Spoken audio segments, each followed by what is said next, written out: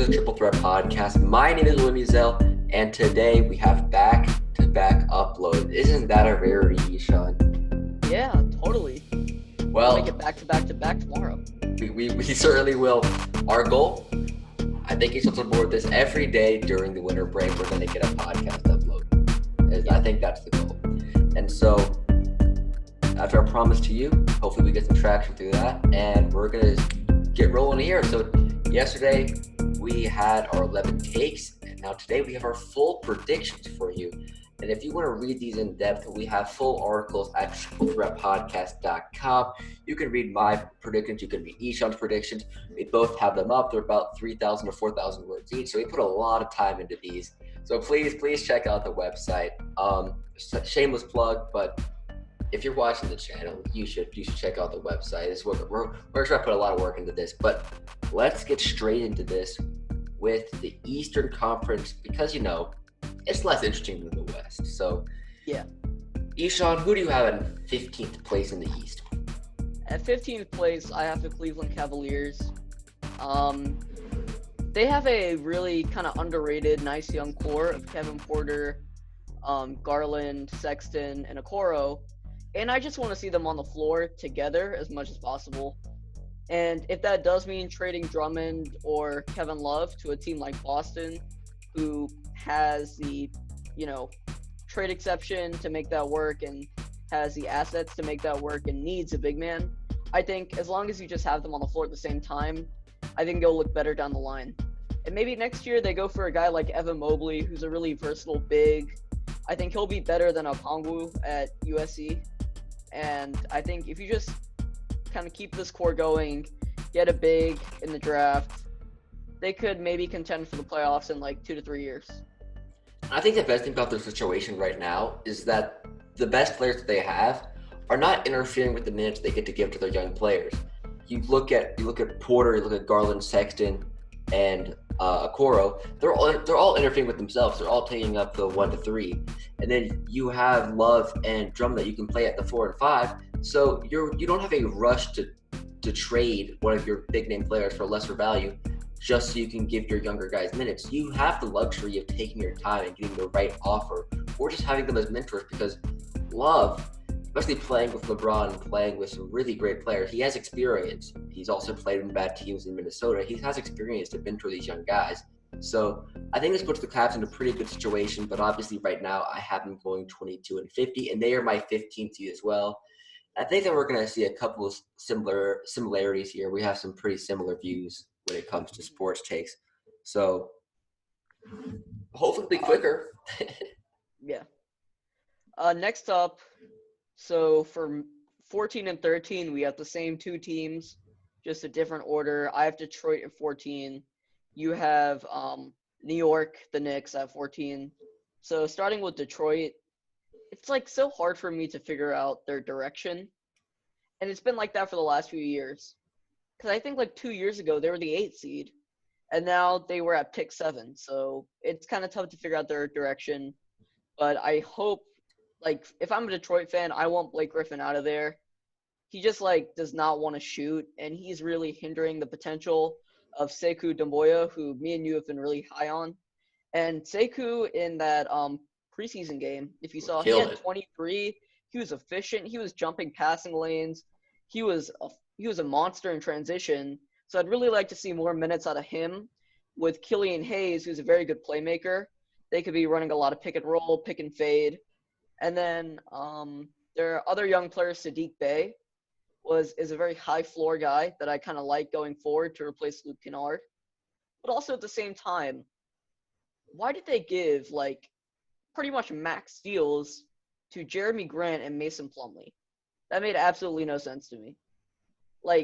They just they have assets. They have young players that they can build around eventually. Now they just got to, kind of liquidate a little bit and actually, accept the fact that they're in a rebuilding stage. And that's completely fair. My take on the Pistons is why I have them higher than the Knicks is that with Griffin still in the roster, they're never going to embrace the tank. And even though this is the perfect year to tank, and I think that if you're a team that's in the bottom half and you don't have any sight at playoffs, you should tank this year. there are no fans, or at least you have limited capacity fans. And anyways, you can sell out to the most diehard fans, no matter how bad your team is. Yeah. So you don't have to worry about ticket revenue. This is the perfect year to say, Blake Griffin, you're our biggest attractor of the team, but we don't need to attract people to the stands. We can't attract people at all. So let's get some marginal value out of you and capitalize off of our young players that we already have on the roster.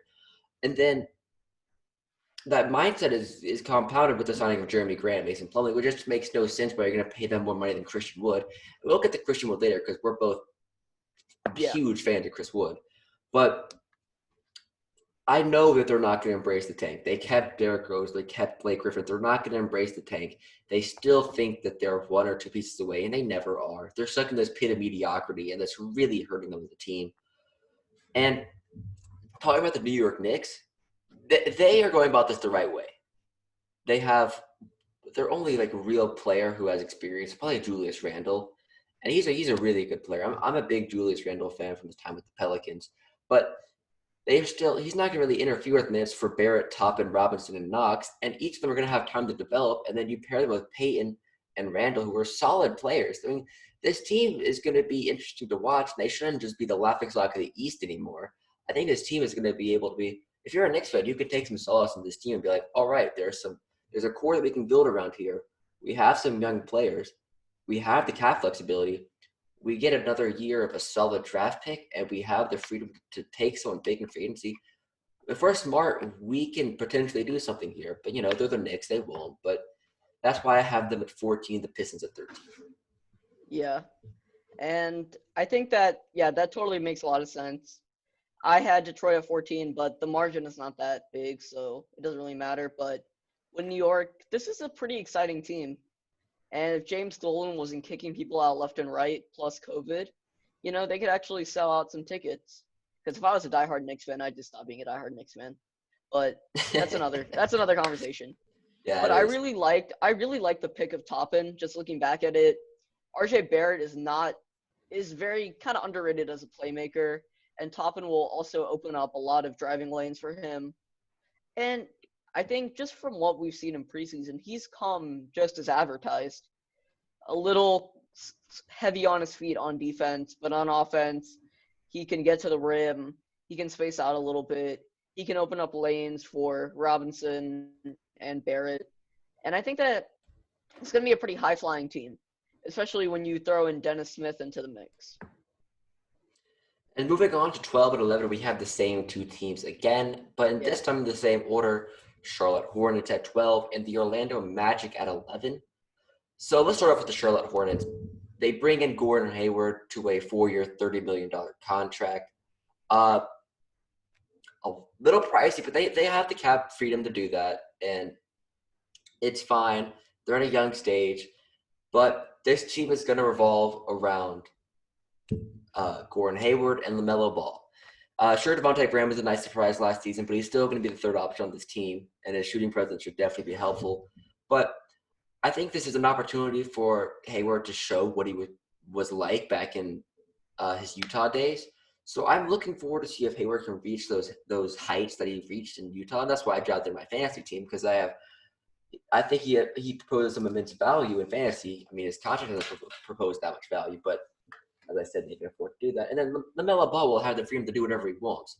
So he's got a very strong case for Rookie of the Year because he'll be getting all the minutes. I know he's been playing off the bench a little bit in preseason, but he's going to get all the minutes. Oh, yeah, totally. So with Charlotte, I do like Gordon Hayward being there. Hopefully, prayers up to him, first of all. I hope he's recovering well from the injury. I mean, it's not too brutal, is it? It's a broken. Okay, but for what he's gone through, I just feel bad at this point. True. It's like every day I see like some post from like League Alerts or ESPN saying that Hayward got hurt. Yeah, it's just a broken finger though, right? Yeah, but that's a painful injury. It still hurt, but like it hurts. He'll still be able to play basketball. Yeah. Okay. Yeah. It's not as bad as his leg, but yes. I do like this team, and I kind of want to see what happens with Terry Rozier. You have LaMelo Ball, you have Devontae Graham, who could easily come off the bench and provide that scoring spark. And then on top of that, you have Hayward. You have Miles Bridges, who's been pretty exciting. It looks like a nice lob partner for LaMelo Ball just from the preseason videos. And then PJ Washington, man, he has really flown under the radar. He averaged 12 points, 5 rebounds on 38% from three last year. So hopefully he kind of replicates um that play. He'll be great. And I just don't see Terry Rozier and his giant contract kind of fitting in with this plan right there. So I think he could definitely be on the move. I don't know where to, because he's a pretty expensive backup point guard, but I would expect to see him gone by the deadline. I do. I think the point about PJ is a very good point. I think he's definitely flown under the radar a lot. But I think this team is still should embrace the tank a little bit this season. I don't think they have real playoff aspirations, especially in this strengthening Eastern Conference. But No, it'll still be an interesting team to watch. It'll be more interesting than they were last season, and they were more competitive than people give them credit for last season. they So were. moving on, we've got the Orlando Magic, and this is a team that they're always there. They're always competing, even though people don't realize it, because they're led by Nick Vucevic, and Vucevic is a great player. But unfortunately, they're going to be without Jonathan Isaac this season, or at least most of it. I mean, I don't think he's going to. The rumors are he's not going to play, but given the injury, I think he should be back by the end of the season. If they're in playoff contention, maybe he comes back. So Yeah, they have they've got some interesting pieces. I would like to see how Markel Fultz plays because he was playing well in preseason. he But was. most interesting storyline to me, we talked about this last time with our takes, is Chuma Okiki. He hasn't been terrific in preseason, but he's been a decent 3-point shooter, and that's where he's gotten all of his points from. So if he can get consistent minutes in Jonathan Isaac's role, I think that he can become a sleeper for this team. So I'm really liking where this is going. Yeah, I think there's Okiki, there's Fultz if he's improving. When Isaac gets healthy, he'll be there. There's Cole Anthony, who played pretty well in his preseason game. He had like 17, I think. He was battling it out with was it LaMelo? Yeah, I think Yeah, it LaMelo. was it was. Mhm. But this is actually a pretty exciting team. I think. Oh, Mobamba too. I We think they kind always of. forget about Mobamba. There's a whole song named after him, and we still forget him. Wow. But I think this team is now just more than Nikola Vucevic and that team that beats Milwaukee one time in the playoffs and then gets like blown out the other 4 games. And I think now they kind of understood that they were in no man's land where Detroit was, and they have to get out of it or else they're going to be stuck there for a long time. I think that play started with trading Vucevic to a contender like the Mavericks. The Not Mavericks. sure what'll happen. I'd rather trade Gordon of the two of them. I have more hope for Vucevic, even though he's older. I just the consistency that Gordon provides is just not existent. So you could probably get more value out of him too because of his age. Yeah. Oh yeah, Aaron Gordon. I forgot about him too. Everyone does. So moving on, we have a little bit of a difference here at 10. I have the Pacers. You have the Bulls. You want to start us off here, Yeah. Ishan?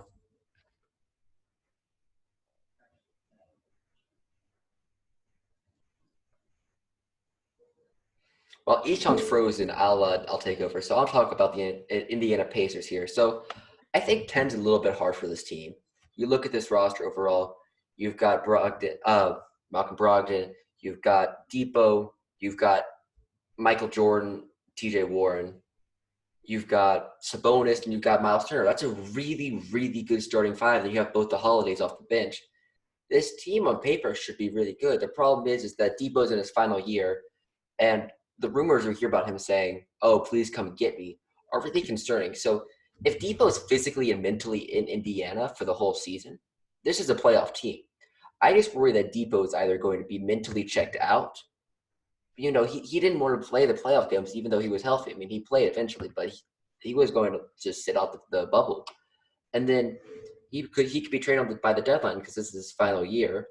You also see guys like Miles Turner were rumored to be shipped out the door for not a great package in Gordon Hayward, and they were willing to accept that. So I think that this team, it depends on what they do with their players. But right now, I see them making the playoffs. I just don't see them continuing to keep that core around for the whole season, and that's why I'm taking the 10 seed. Yeah, I had them at the 9 seed, so we weren't too far off there. And I think it was for the exact same reason. They're a really good team on paper. And I think entering last season, this might seem crazy, but I think I had them as the 2nd seed. I I don't might be think mistaken. they were the second seed until Depot got hurt, so you Yeah, weren't like wrong to think that. I was very high on them, and they kind of disappointed me in a way, but I think Indiana, I think you're absolutely right. One either Turner or Oladipo will be shipped off by the deadline. Both of them are in some sort of demand, and I don't know about Miles Turner's contract situation, but Depot has an expiring deal, and I think it's time for them to kind of move on from Indiana. So yeah, I have them at the 9 seed.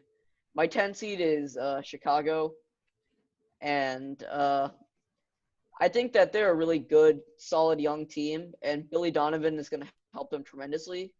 But I question their defense. I question some of their depth, and then um, I don't know about Markkanen's consistency, and then um, I guess Levine. What's the situation on him? Levine wanting out of Chicago or getting traded?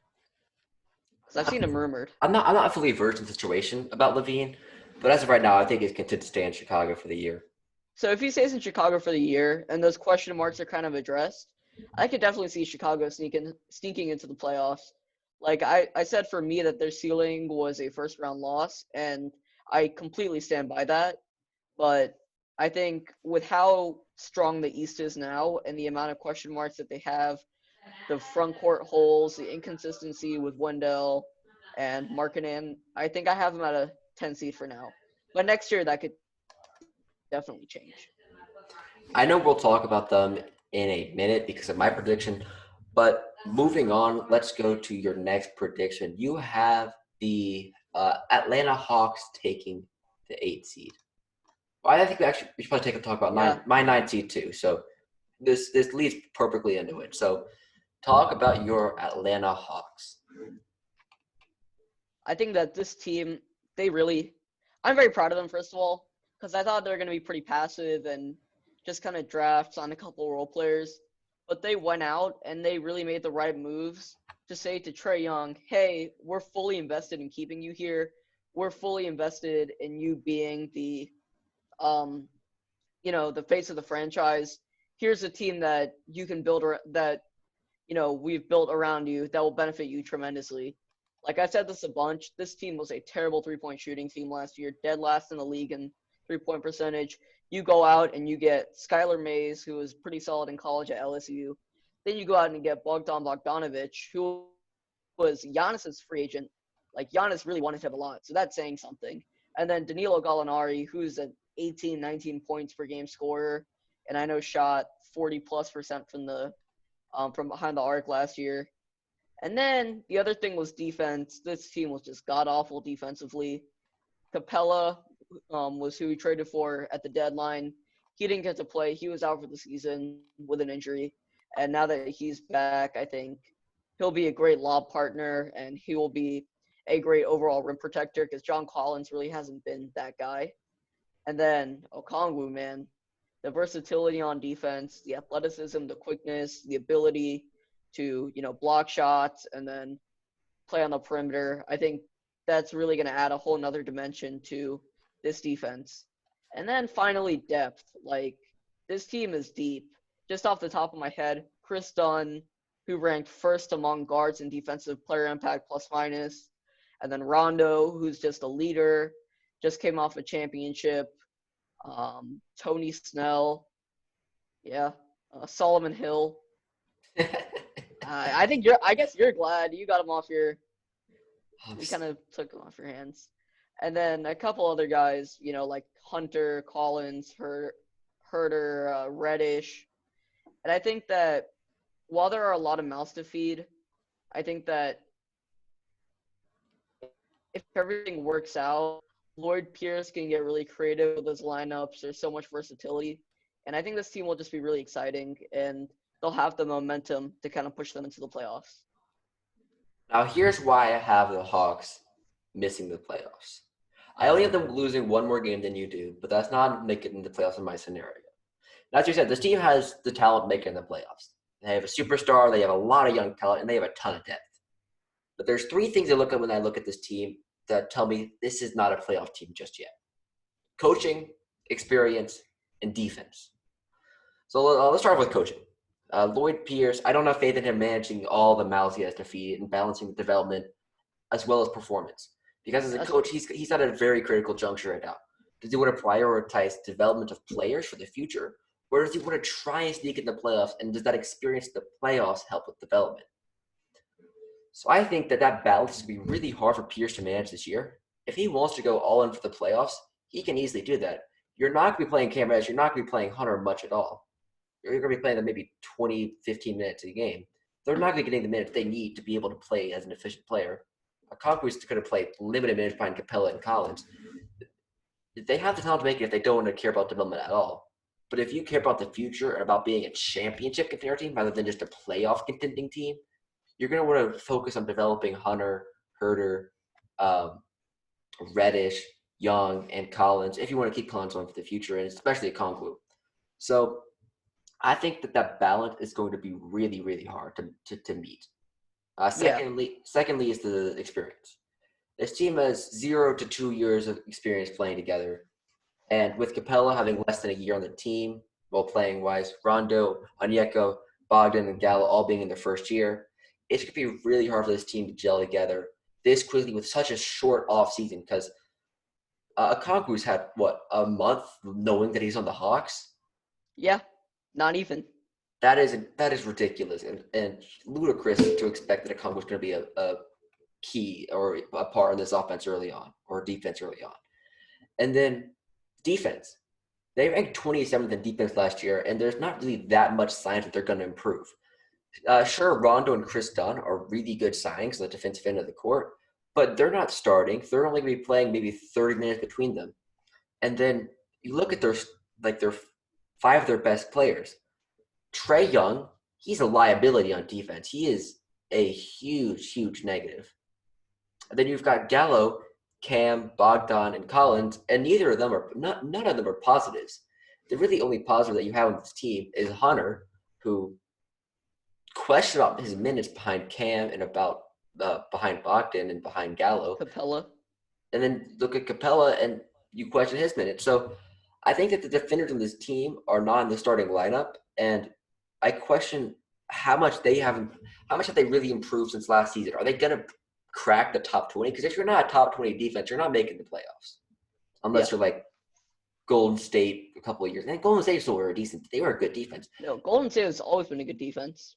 I'm talking like Houston Rockets. Yeah. Like you're that good on offense that you don't need a defense. Yeah. So, I think they have the talent, but I just don't think this year's the year. I think my thing with Atlanta is I think that someone or a group of people are getting moved at the deadline. I think that it'll probably be Collins. I think we'll get some kind of defensive-oriented veteran out of him, or like maybe 2 or 3, and we slide Okongwu in at power forward.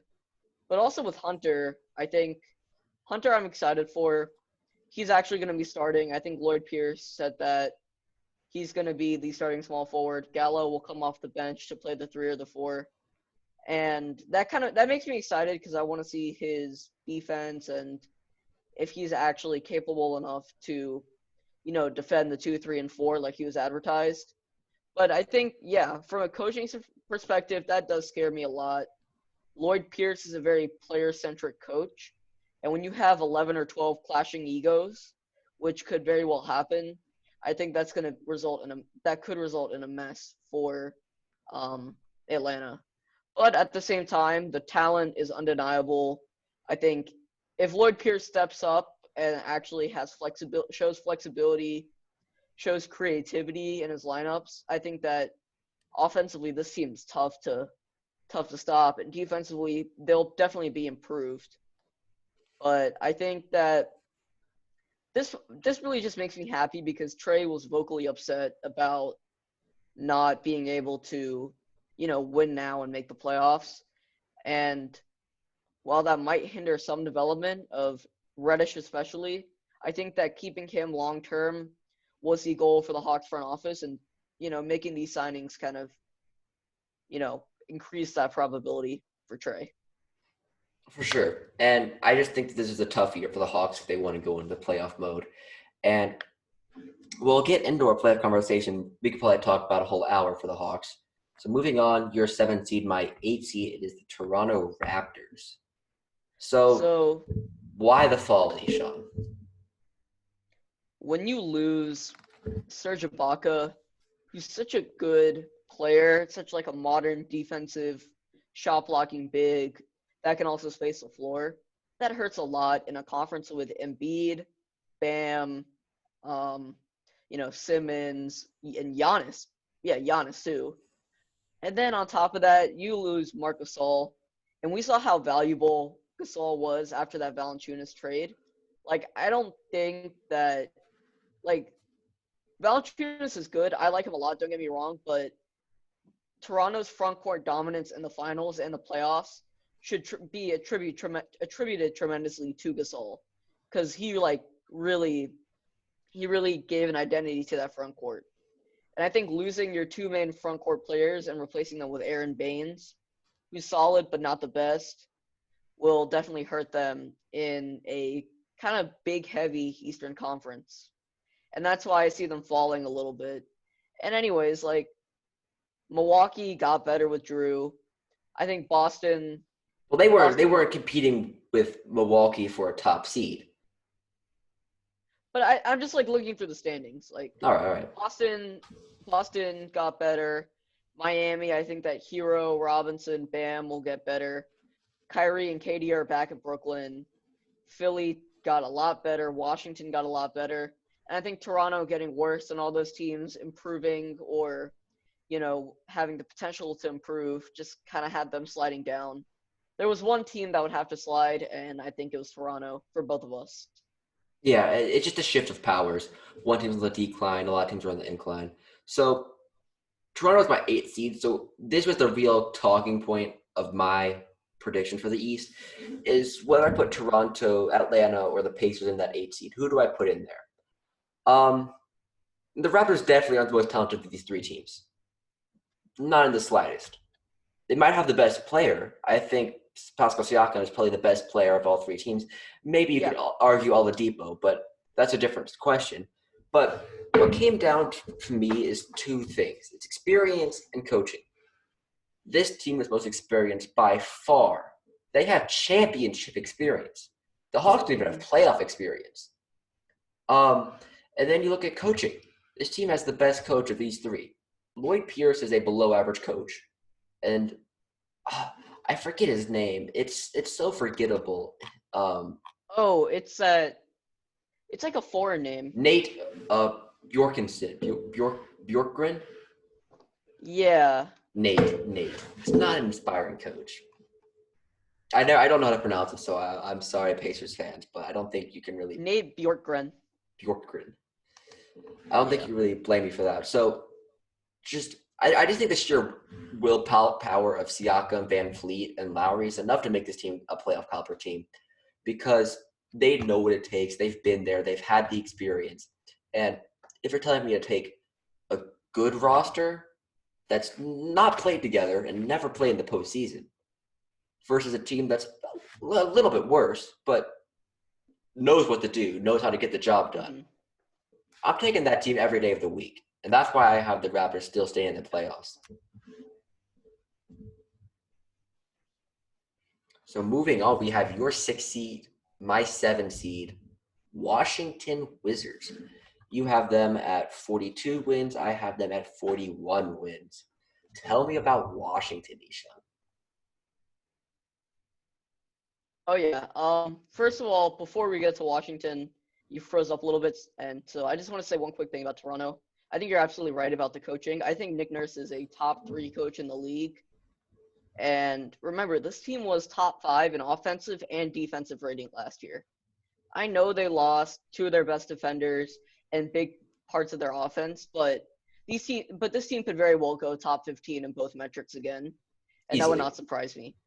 And Yeah, and watch out for OG Anunoby. I think that he's gonna kind of break out he can, now that he has the minutes. I think Anunoby, he's a great defender. He's improved as a shooter. He's pretty athletic too, and I think he'll fit right in with Nick Nurse now that he has the opportunity to play more. And he's got really tempting odds for most improved player of the year. And we'll get to that. But right now he's at plus 2,000, the same odds as Zion Williamson. So pretty interesting there, and a lot lower odds than guys like Jaren Jackson Jr. and Kobe White. Wow, shocking. But back to Washington, they're your 7 seed, my 6 seed. Um, I think we both said it. We said it yesterday on the podcast too. Westbrook is a floor raiser, and that's what he does best. Kyle Lowry is a ceiling raiser. Like, if I have a championship team and I have to pick between Westbrook as my starting point guard or Lowry, I will take Lowry any day of the week. But if I have a crappy team and I need to make the playoffs or else I get relocated, I'll take Westbrook. I think that Westbrook is the epitome of a floor raiser, and he's gonna do exactly that, but with a much more talented Washington Wizards team. They have, players, floor spacers that kind of complement Westbrook's style of play. Thomas Bryant, Hachimura, Avdia, who's my Rookie of the Year prediction. Hey, don't Bertans. spoil it, Ishan. Come on. Okay, but we said it yesterday too. Yeah, we did. We did. And remember, everyone that's watching this video has watched every single one of our other podcasts. And then of course Brad Beal, who averaged 30 on great shooting splits last year. So I think that this team is very talented. I don't see him, at the same tier as your Milwaukee's, Boston's, Philly, Miami, Brooklyn, but I do see this team to be very talented. I mean, they've got one of the better backcourts in the conference with Westbrook and Beal. I think what makes this team so dynamic and makes it a better fit with Westbrook than with Wall is that Westbrook is not a shooter. He cannot shoot a three ball. And you put him in a team with Avdia, Beal, and Bertans, who all probably will shoot close to 40%. Beal and Bertans will for sure. They'll be above 40% volume shooters. And you get that floor spacing and an underrated presence with Thomas Bryant. I think that this is really going to highlight Westbrook's playmaking ability. And sure, I probably average the same stats he probably has in the past, but this will be real playmaking. This won't be artificial triple-double playmaking. This will be Westbrook showing his actual ability as a playmaker on this team. And that's what really excites me when I look at this team, because Beal wants it. And I can tell he does. I think he recognizes that he has a decent roster now, and he has the ability to take this team far. I think that there could be a nightmare to play in the playoffs for anyone, because it's hard to contain a backcourt like that. And I think that when you're looking at the development of a lot of the young guys they have, like Hachimura and Avdia, this team has the ability to be solid. And barring injury, I think this is a playoff lock for me. If you're I think so too. You're looking at over/under Washington. This is going to be a very, very good team to look at going forward. Yeah. So I've been one pick behind you going through the prediction, because at number 6, I had the Chicago Bulls. Yeah. And this is bold. And we talked about this last time, but I have to explain myself again for – Yeah, totally. Go ahead. The first thing I have to go through, and this is the real big game changer, is Billy Donovan. Just the sheer difference between Donovan and Jim Boylan is so vast. The players will understand that and see that. You wonder why Zach LaVine won it out is because he had an awful coach, and he didn't have someone like Billy Donovan. I think when you have Billy Donovan, LaVine's going to stay content with this team, and you've already heard he has – early December, I pulled up some quotes. He said, "As long as I'm on this team, I'm going to continue to put my input and try to be a leader and show what type of guy I am. If something happens, it happens. I understand. I got traded here from Minnesota. I understand it. So things happen. But while you're on this team, you have to be all in. I've been all in since the first day I've been here. I really like Chicago, but if something were to happen, obviously, I'm not a resentful person. I understand the business of basketball, and I'll keep moving forward." So not a quote leaning one way or the other. Leaves a lot of open discussion, but not I want out of this team. I mean, Billy Donovan's going to smooth over a lot of the gaps in the team. We saw the development Kobe White had at the end of last season, and he can really take the step up. And I I made the prediction before their preseason game against who was it last night? A couple nights ago, where Kobe Bryant just went off. So you look at this team, you've got two really legit front court options. Levine's mechanics look so silky smooth. And if he stays on this team, I think this is a playoff team for sure. I know Marklin's consistency is an issue, but his ceiling is very high as a shooter, and he brings a lot as a stretch four. And then you brought up a point about defense. This team was 12th in defense last year. They weren't a slouch on the defensive end. And what Billy Donovan does is he makes great defense. Like, he got the Thunder to a 7-ranked defense last season. The Thunder were a 5th seed when no one expected them to make the playoffs. Billy Donovan raises the ceiling and the floor of this team considerably. The sheer difference between the two coaches is so night and day that the players recognize it and they will play harder. And then you've got a great defensive presence in Patrick Williams. You've got Otto Porter off the bench, who's a solid 6th man, and probably in contention for 6th man of the year if Patrick Williams keeps him out of the team. So this team defensively, I wouldn't be shocked if they're top 5. And offensively, with 2 studs in the backcourt, a stretch 4, and a solid center, this team has the potential to make the playoffs. So that is why I had the bold prediction of the Chicago Bulls at the 6th seed. So, am I crazy? I wouldn't say you're crazy. I can see that argument. I don't agree, but I don't think you're crazy by any means. So moving on, our top 5, we have the It's the same same. 5 teams. I think these teams are pretty much a head and shoulder above everyone else. I have at my 5 seed Philadelphia. You have Brooklyn.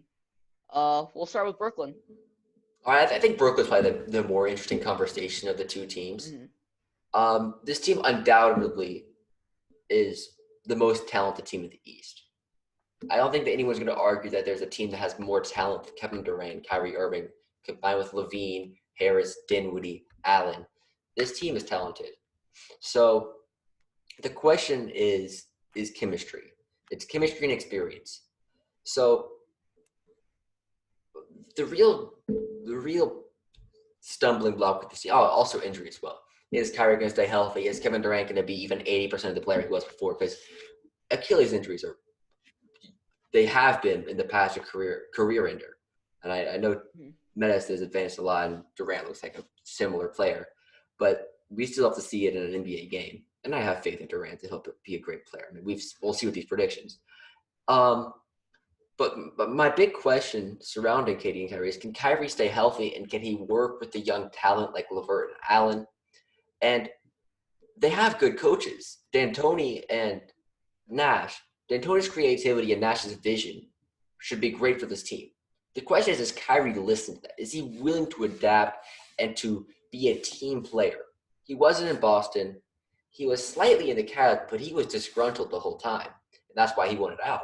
So does Kyrie accept that he has to not be 25 points a game, but more like 20, and that he has to distribute and be the second fiddle because he is in the shadow of Kevin Durant again? This is not your team. This is KD's team. So take a back seat, help your teammate out, because, Kyrie is a great player. Mm-hmm. He's incredible. So I'm just hoping that he will help gel this team together. And yeah, it's on him. If they want to succeed, it's on Kyrie Irving. He's the one with the ball in his hands. He's the one distributing. He's the one that has to make this whole thing work. So it's up to him if he's willing. And now he's willing to talk to the media a little bit. So maybe he's a change pawn to the media. Not a pawn. Yeah, why do you have to be so controversial? He's such a good player. I know. I love Kyrie Irving too. I love the way he plays. I think in terms of pure talent, he's definitely a top 10 player in the NBA. In terms of just like raw pure talent, like being that good of a ball handler, that good of a shooter, that creative of a finisher, yeah, he's definitely top 10. But I have Brooklyn at 4. I think we had slightly different records, but they weren't too far. And I think this team, like you said, they could get bounced in the first round easily. Kyrie gets unhappy and the whole team kind of implodes, like what happened in Boston, or they, They didn't lose become. in the first round with Boston. Okay, they lost in the second round, and it was a pretty bad beating too. Mm-hmm. Yeah, like Milwaukee beat them bad. And they were And then better first round, without Kyrie. yeah, and yeah, was Kyrie even playing in those playoffs? He was. It was the season before where he wasn't in there, and they Oh, made the but he was conference actually final. like injured. Yeah, but I think that, bro, yeah, Brooklyn is just so polarizing. If Kyrie actually kind of steps up his leadership and understands his role in the team and his role just within the NBA as a whole, then Kyrie's an all-star and Brooklyn is a championship team.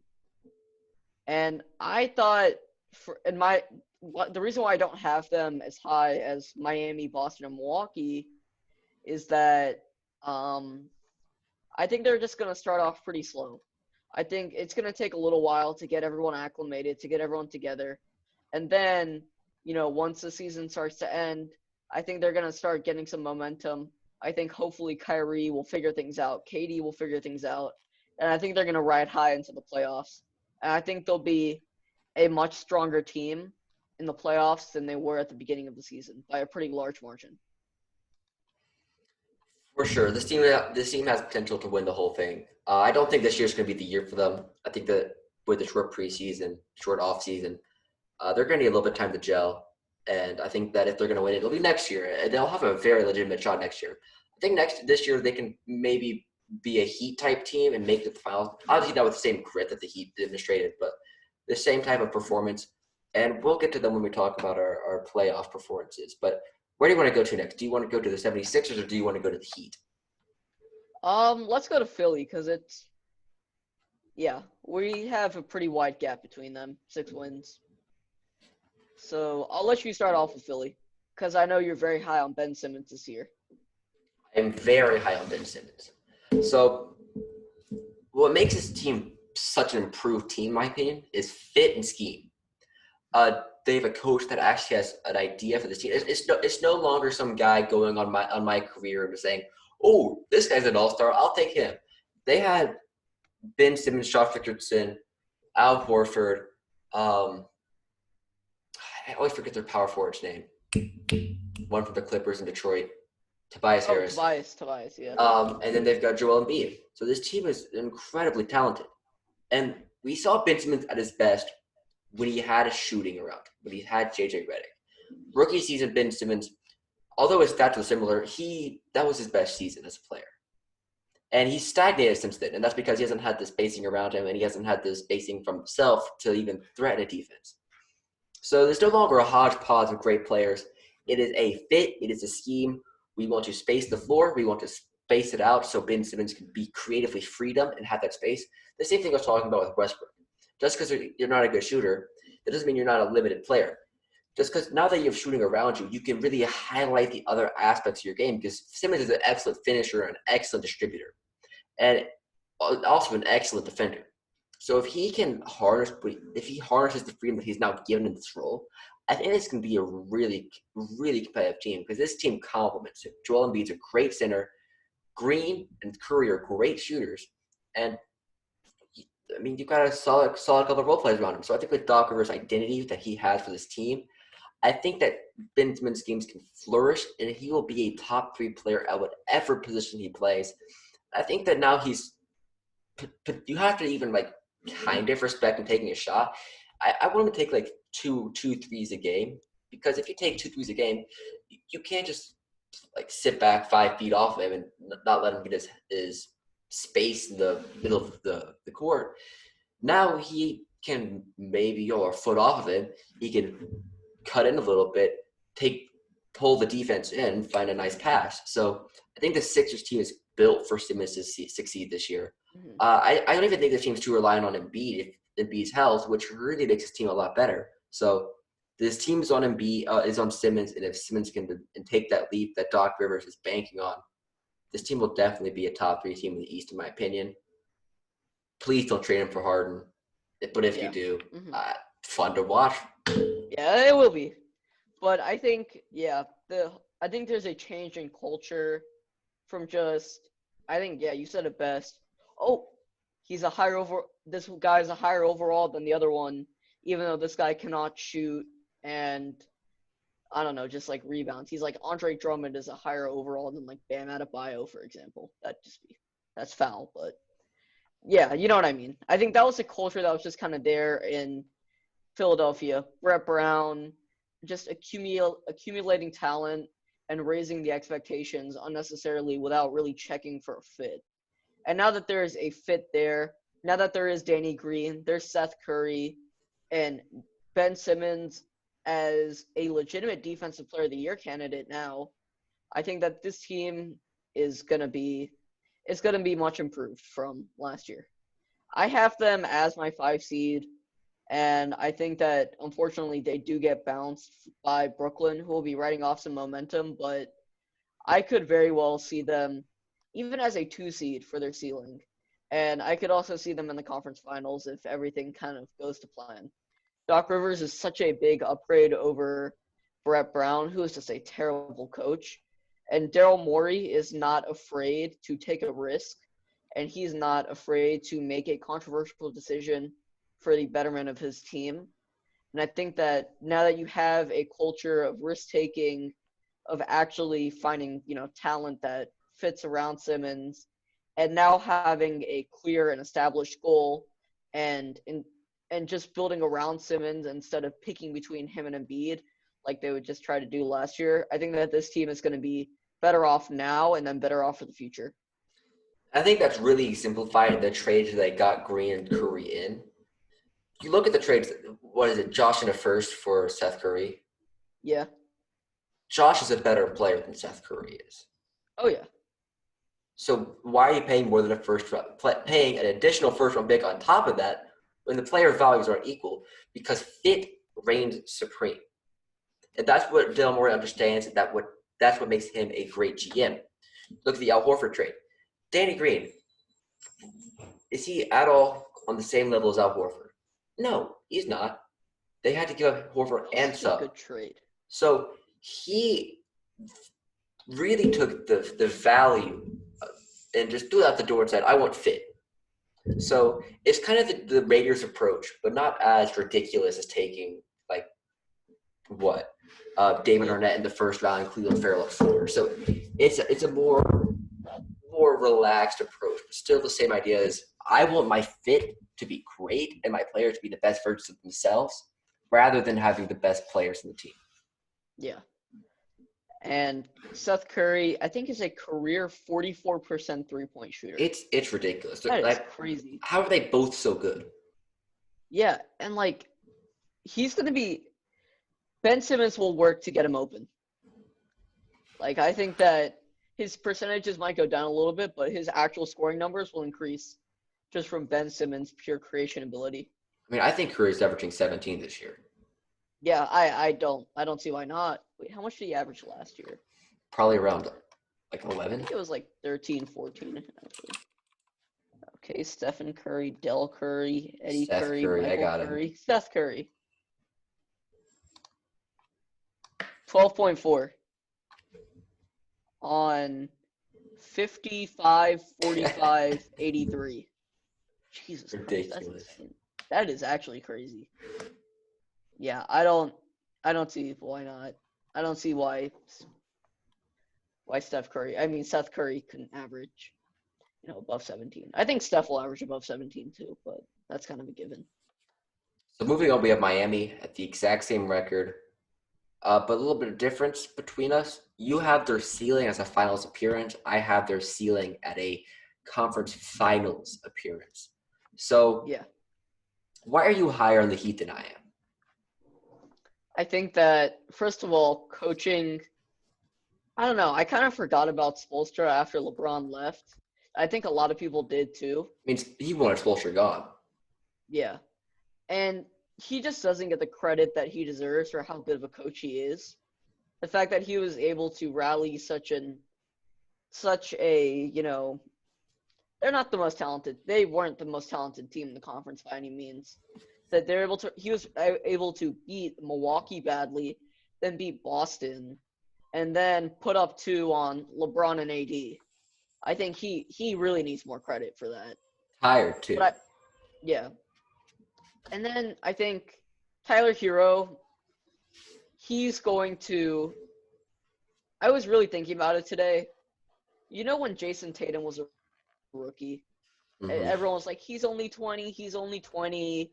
Um, and then he got to the playoffs. He dunked on LeBron. He put up a fight against Cleveland. And then that second season, everyone was like, why isn't Tatum an MVP candidate yet? He had such a Exactly. great I season as think a I think whole. Heroes Why isn't he the really. best player in the league? I think Hero's going to fall into that prototypical Tatum cycle. And I think Mhm. we're going to see a lot of players just in the next couple years fall into that very stereotypical cycle. I think it's going to be Bam's year. I really love Adebayo, the way he plays, his unique skill set, his athleticism, his defense, and I think that he will really take a massive leap this year into, I know it's crazy to say, but all NBA first or second team contention.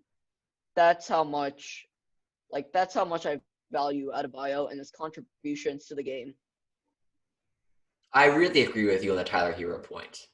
Yeah. 100%. I think the media has taken these playoff performances and his mentality and says, "Wow, this guy has the potential to be a superstar." We saw this with Devin Booker too. We've always had these Yeah. conversations about Devin Booker being a great player, but it was only last season during the bubble where he really took that step. Same with we said with like Brandon Ingram and stuff like that. The players take time to reach their stride, and even though they show, Kuzma too. we're not talking about Kuzma. We're not going to talk about Kuzma. So Uh, I think this team I'm a little bit lower on them because I undoubtedly think they overperformed last season in the playoffs. I think the bubble format really suited Jimmy Butler's leadership and tenacity. And I think that this team is going to be really solid and maintain their place in the upper echelon of the East. I just think that Achua with the extremely short off season is not going to be able to fill the same role as Jay Crowder immediately. And then the team is not as talented as some of the teams in the East. I yeah, mean, I can see that. Sixers are more talented. Maybe not after the trades they made, but I think that they're a better team. Boston's more talented. Milwaukee's more talented. Brooklyn's more talented. You could probably argue that teams like Washington might have more talent than them. I don't know if I'd go that far. I'm just saying you could argue. Okay, but yeah, you could argue, but I think that I think that we will see a bit of a down year from Tyler Hero. I really hope not. I like him a lot as a player, but I would expect a big year from Bam, and I would honestly also expect Kendrick Nunn gone by the deadline. I don't know how much he fits into the long-term plan, and I think they want to sell him while his value is still remotely high, especially after him not doing anything in the playoffs. So we have reached the final two teams. We have the same ranking. I have them at a little bit of a higher win total. We have the Celtics the same 52 and 20. I had the Bucks at 58 and 14, and you had them at 56 and 16. Let's start with the Boston Celtics. Why are they the second best team in the East?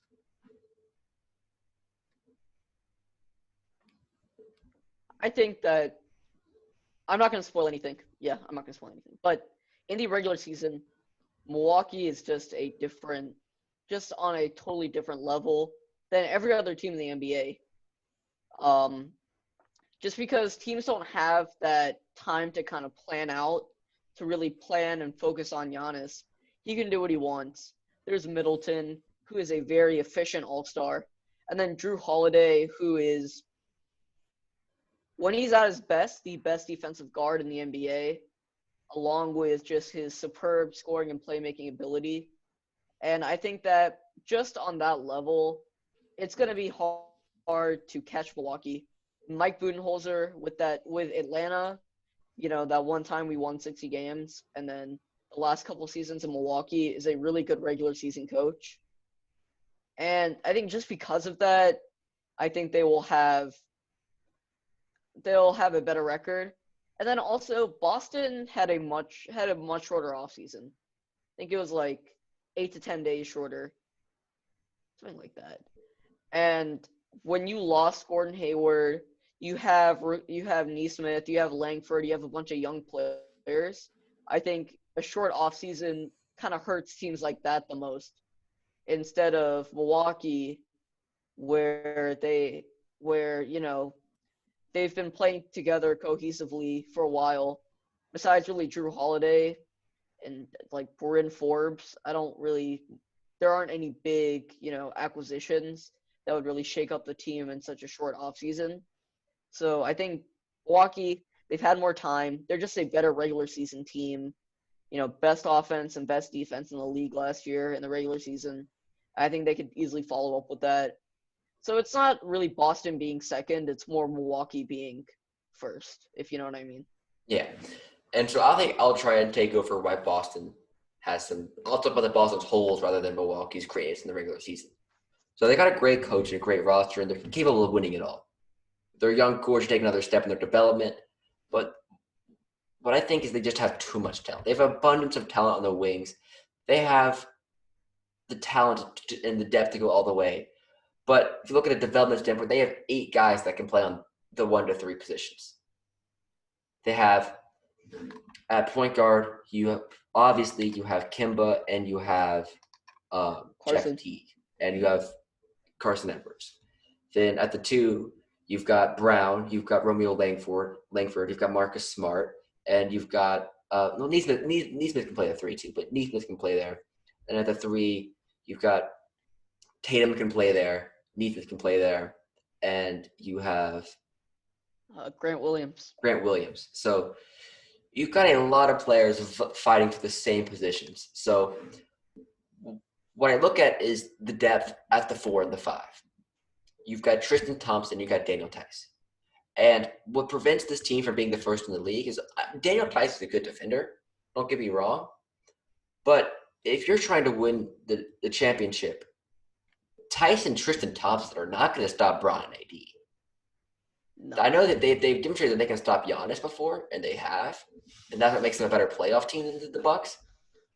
But the Celtics, from a pure match perspective, they are weak in the middle. And I don't want to sound like I'm hating on Tice. Tice is a really good defender. But Tristan Thompson and Tice don't have a chance against some of the elite big men in this league. And that's what their perimeter dominance really has to be relying on. And then, as you said, the Bucks are the best regular season team from the past 2 years. Back-to-back years, consistent greatest in the regular season.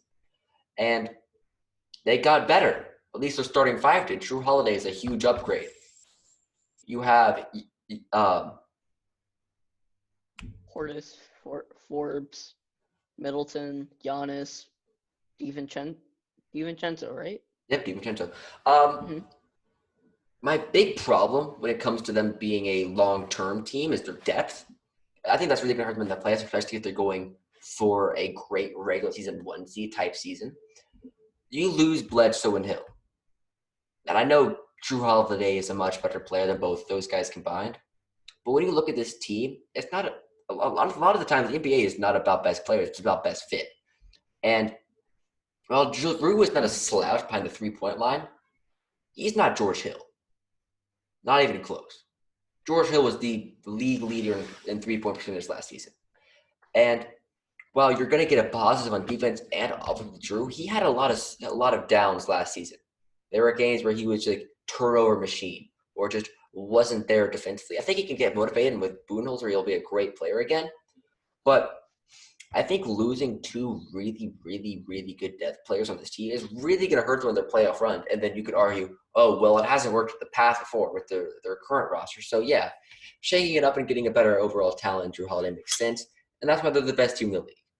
They were the best team last season. The Celtics didn't get better, and they didn't get worse. I mean, you can argue that they are objectively better with Drew Holiday. Yeah. I think, that depth will hurt a lot. And for Boston, I think that they have to find some kind of trade partner. There's definitely a team that does not need an overabundance of bigs. Like, for example, the Clippers. I know I don't predict this, but you predicted that something will happen, they'll implode. If by the middle of the season something is just going terribly wrong, they could trade back Ibaka. You know what I mean? And they could just get some extra wing depth.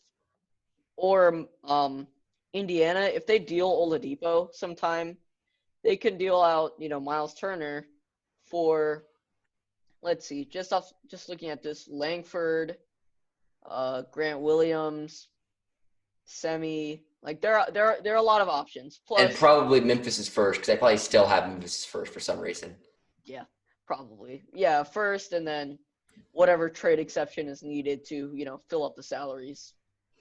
And Or, with that trade exception, that's $37 million in pretty much just dead money that they can use as trade leverage. So like, they could just straight up use the entire exception and almost have enough money to get James Harden. Obviously that's unrealistic, but that's how much money they're playing with. So do you think that they should go for something a little bit bigger than a Miles Turner or Serge Ibaka? no, I think Turner is perfect with this team. I think so too. I think you have to get a big man. Harden is off the table for me. You do not need another guard. That's just another mouth to feed. Get Oh, no. Vucevic. Get Miles Turner. Yes. What other good big men are on a non-contending team? Because you could bring back Al Horford even. I think they could go Kevin Love too. Kevin Love, Andre Drummond. Those are not bad options either. You could probably get – you don't play Malign this entirely, but you could go get Rashawn Holmes or Hassan Whiteside. I don't think that's a great option, but you could. I like Holmes more than Whiteside, definitely. I do too, and it'd probably be easier to get him too. And then Holmes is solid. you could even get Blake Griffin. I don't know if there's a great positive or a great fit for this team, but you could. Mm-hmm. I just think the realistic option is Capella or Collins. Yeah.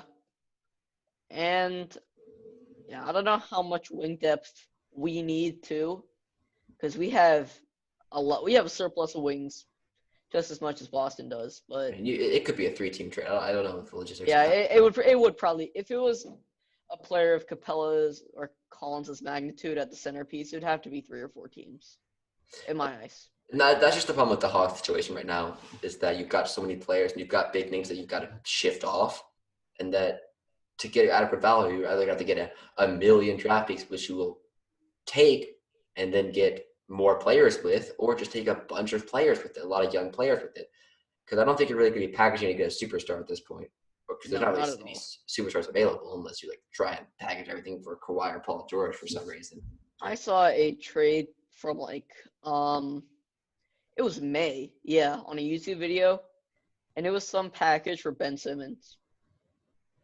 I don't know. If I were to go out and get a star for that team, I'd probably get James Harden. Yeah. Probably just because it's the most attainable guy on the market, and that you can probably get. Yeah, I don't think Ben Simmons. If they're not willing to trade Ben Simmons for James Harden, then No. I don't think they'd be willing to have some deal including John Collins. So let's go through our Eastern Conference predictions for the playoffs. So let's start off with your first matchup. In the playoffs, you have the 1 seed Bucks going against your Atlanta Hawks. How does this playoff series go? Yeah, it's gonna be a pretty easy win for the Bucks against Budenholzer's former team. I think I have him at 4-1. Mm-hmm. And yeah, I know Milwaukee struggles in the playoffs, but a team this bad defensively trying to contain Drew, Middleton, and Giannis will be really tough because Collins and Capella cannot keep up with Giannis. I think really Bam, maybe Embiid can really defensively keep up with Giannis. Oh, and Anthony Davis. I forgot about him. That's just a given at this point. So I have Bucks versus the Raptors, and I have a 4-1 series win as well.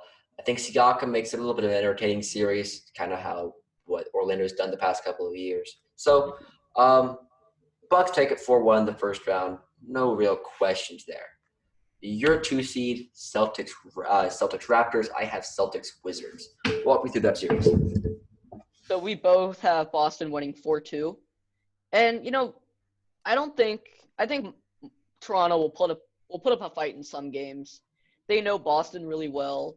This team will probably be better in the playoffs than in the regular season, like they have been the past couple of years. And I think that, Lowry versus Kemba will be fun to see. Siakam versus Tatum will be fun to see. Anunoby, Brown. There are a lot of interesting one-on-one matchups that I wouldn't say cancel each other out, but I think depth will play an important part in this because both of them have top 3 to 5 coaches. They have stars. They have great point guards. They have, and they both have a tremendous amount of wings that can, shoot, switch, and defend. And both of them now are kind of lacking in that interior game besides really Siakam. So I think that it's definitely not going to be a 4-1 series or a 4-0 series. I think Boston will really have to, actually try instead of coast like Milwaukee would. And so I had them playing the Wizards, which I think play more, which is arguably more of a more entertaining series, purely because Westbrook and Beal just star power, and that's what playoffs are driven after. They still won't get the same ratings as Thursday Night Football, Browns Jaguars, but it'll still be entertaining. Like the Browns Jaguars could probably get more ratings than the NBA Finals, and that's just us being honest here. Okay, but that's also because it was the bubble finals. I don't think the bubble. I mean, true, but you're still getting 8 million viewers in a regular finals game instead of 12 million. You're getting a minus. Is it that low? It was 5 million this season, and Monday Night Football usually gets 12.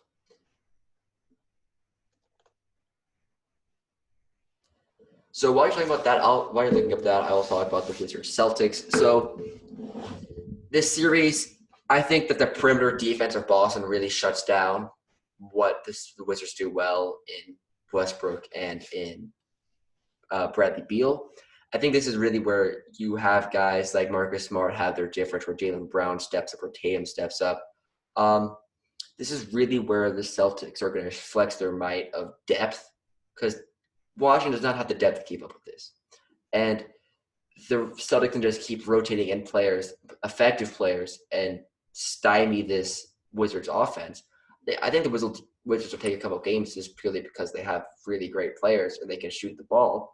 But I think that this is not going to be the closest of series, but it'll be a fun series to watch. Probably start off 3-1. They'll take a game 3-2, and then they'll close it off 4-2. Yeah. I have Miami and Washington for my 3-6 series, and you have Sixers Bulls. Yeah, and I think that you're absolutely right there. 4-0 sweep. You want to elaborate on that any further? Not really. This team's really not experienced enough to challenge in the playoffs right now. But this Sixers team is. They've already challenged. They're hungry. They're not going to want to lose to Boston again. So they're really going to want to take it to them, and they want to get to that next level. So, for sure. Okay, so for the Heat and Wizards, I actually think it'll be pretty close, just because of the amount of spacing that they have, in the fact that Miami lost 2 really good perimeter defenders in Derrick Jones and Jay Crowder. That's going to limit them too. And I think that, having Hero, trying to guard Westbrook or Davis Bertans won't be the best idea. But I still think at the end of the day, experience, talent, and the fact that you're going to have such a strong mismatch of Thomas Bryant, who's pretty slow and heavy-footed, against Adebayo, and Bertans, who's a solid defender but not anything special, on Jimmy Butler. And I think that that's going to kind of be the X factor there. And because of those mismatches, I have the Heat winning in 7. Last match for the first round, I have a great series, Heat's Nets. Actually, it's not going to be that close, I think, because this is the time Kyrie and Katie have had time to gel. They've had time to prove their identity. And I think that the Heat, their tenacity is just going to be a match because who on that team is going to be able to guard Kevin Durant? Precious Achua? Bam Adebayo?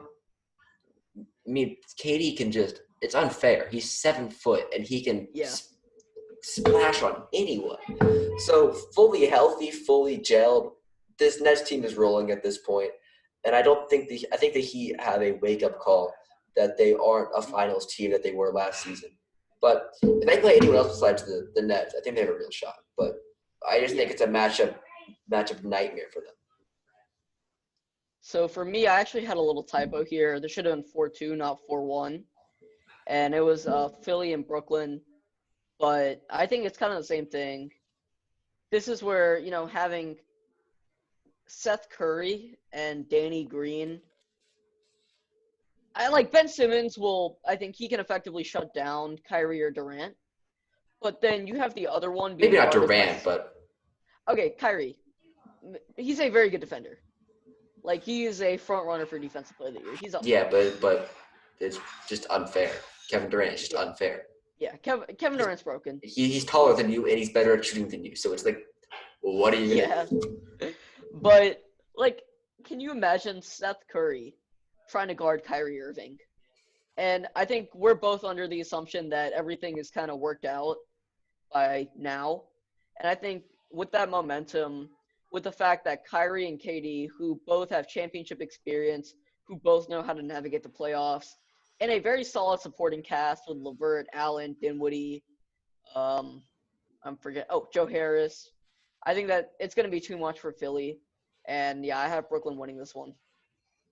All right, second round. We're almost done here with the Eastern Conference. So I have my first matchup being Bucks Nets, and I think that we're both in agreement here who would win this series. We have the same number of games too. It's gonna be a close one. 4-3. I'll let you talk about this one because I have a matchup I'd like to talk about. Actually, I don't have to talk about that matchup a lot. So I'll talk about this matchup a lot. So, guarding Giannis, Durant can probably do that. Not great, but effectively. And then Jared Allen's already proven to be a great defensive presence in the interior. Yeah.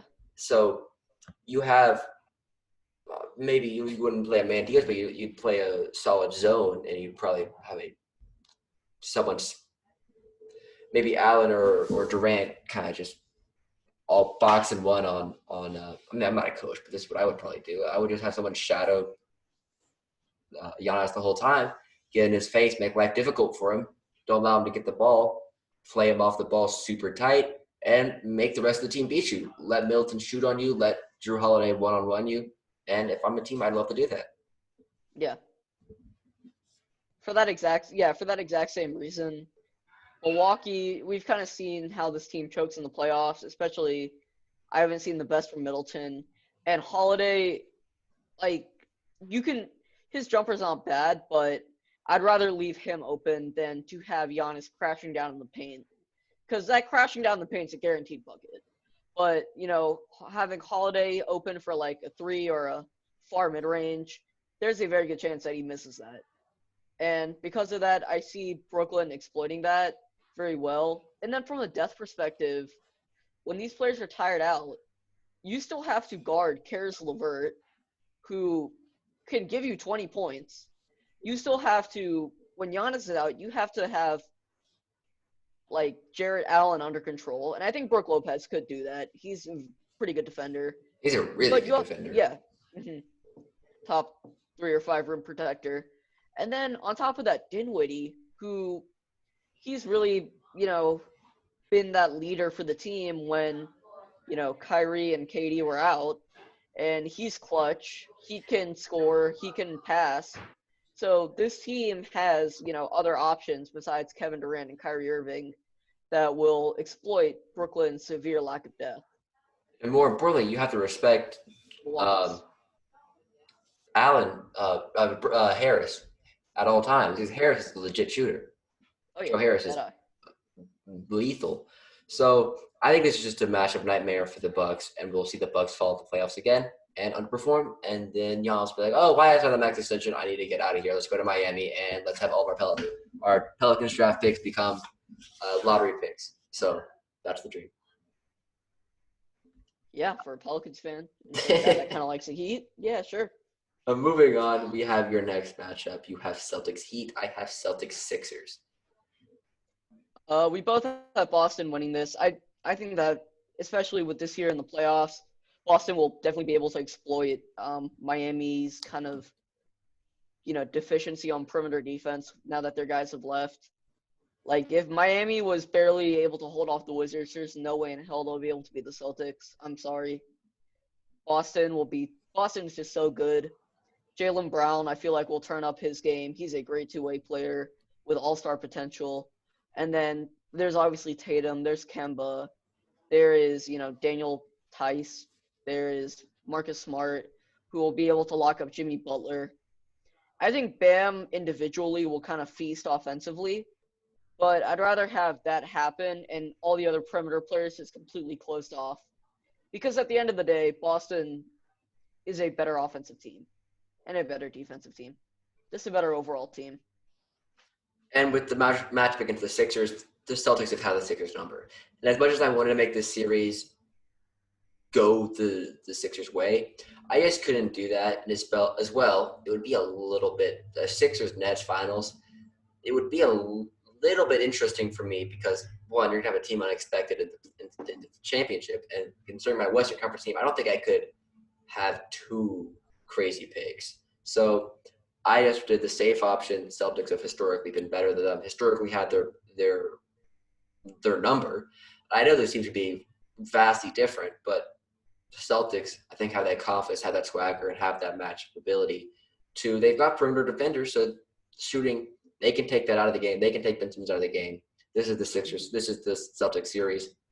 And then we have both a Celtics-Nets finals and then both Celtics home court advantage. So you have the same scoreline too. So walk us through this before we end this episode.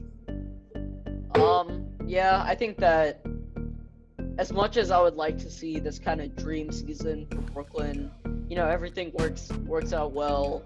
Kyrie Irving beats his old team. Kevin Durant's back in the finals after just a terrible, devastating injury. I think it all ends in Brooklyn. All ends in Boston. Boston has home court advantage, which definitely helps even with COVID, because I'm sure that there'll be Boston fans there. But on top of that, this team is just good in all aspects. They're very well-rounded. They have a scoring superstar who has a very deep bag in Jason Tatum. They have Jaylen Brown, who is who's just a top 10, top 7 shooting guard and could easily move into the top 5 at his position. They have Marcus Smart, who will be able to cut out the production, not entirely, but severely from Durant or Irving, more Irving than Durant. Then they have shooters, they have scorers, they have Kemba Walker, who is a very good point guard and a very good just overall scorer and playmaker. And then Brad Stevens is such a good coach. Boston consistently ranks towards the top of the league in defense. I think last year, defensive efficiency, they were 3rd in the league. And so combine that with their perimeter shooting and the fact that Boston doesn't really have a premier perimeter defender besides maybe like Durant that could stop Tatum, I say that Boston takes the series in 7. The X factor is Kevin Durant, though. And I think that from a match perspective, you're going to want to get someone in by the deadline because you're going to see Kevin Durant coming in. You're going to be like, oh, crap. That guy is incredible at basketball. And this is all banking on the fact that he's going to be back to full health, and I hope that he will be. So that's the presumption I'm relying off of. So you have to worry about that because playoff Durant, he has been a different breed in the playoffs. But we saw what it took to beat him in OKC. And what was that? It was the Golden State Warriors. I'm not going to say this team is constructed the same way the Boston team is, but Boston is quite similar to that Golden State team. They're obviously not the same three-point shooting team as Clay and Curry was. This is the team built from the backcourt front and play a little bit smaller down and play a small style of basketball. I think with great defense. With great defense. I think this is a very similar tale. I think that they lead the same way in 4-3. Whether it's a 3-1 comeback, I don't really know. I can't tell you that, but I think the Celtics end up taking it. We have a lot of agreements when it comes to the postseason. Nets Celtics conference final. Celtics are in the finals for us. Stay tuned. We are going to get Western Conference finals up today or tomorrow, depending on whenever that gets rendered. But we will have them up the same day. For now, take care and check out the website. Okay, so